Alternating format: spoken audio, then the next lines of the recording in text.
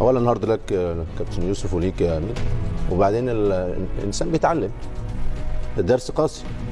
انا الخروج بالنسبه لي للمنتخب المغرب في هذا الدور مفاجاه كبيره، يعني هي تاني اكبر مفاجاه في البطوله بعد خروج السنغال.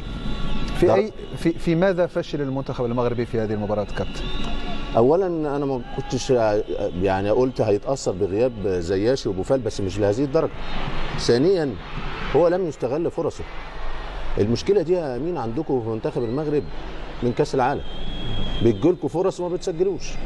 فالمنافس النهارده جنوب افريقيا سجل من خطا في التمركز وسجل من كره ثابته، فانت اللي اديته المكسب، انت اللي سهلت له الامور. جالك ضربه جزاء ضيعتها. حكيمي اوعى تزعل، حكيمي نجم المنتخب المغربي الاول، صحيح الاول، وتحمل مسؤوليه انه ياخد ضربه جزاء عادي. كله بيضيع ضربه جزاء اكيد. بلاتيني، مارادونا، كله، وقدم مجهود كبير.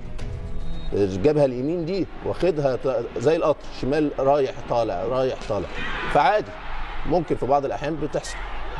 انا لو مسؤول في الكره المغربيه اول قرار لازم اخده ادعم المجموعه دي وادعم وليد المدرب.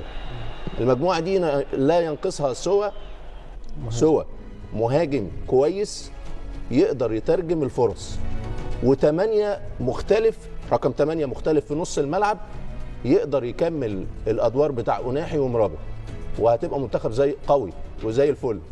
خلي بالك البطوله الجايه على ملعبكم، مالكوش حجه. البطوله الجايه الظروف هتبقى احسن على ملعبكم، والمنتخب ده خد درس قاسي في هذه البطوله، هيتعلم منه وهيبقى من اقوى المرشحين. فبلاش الاجواء الدراميه. المنتخبات الثانيه العربيه عندها مشاكل كتير قوي، انتوا لا، انتوا ما عندكوش الا واحد مهاجم يقدر يترجم الفرص، وواحد 8 في نص الملعب مختلف. غير كده الفريق ده هيكسر الدنيا. فعلى اهدوا. طبعا التجربه قاسيه والخروج قاسي، انما ما عندكوش مشاكل بعكس المنتخبات الثانيه. المنتخبات العربيه بمنتخبنا عنده مشاكل كتير قوي في المنظومه في كله. تونس عنده مشاكل كتير، الجزائر عنده مشاكل كتير، انتوا لا.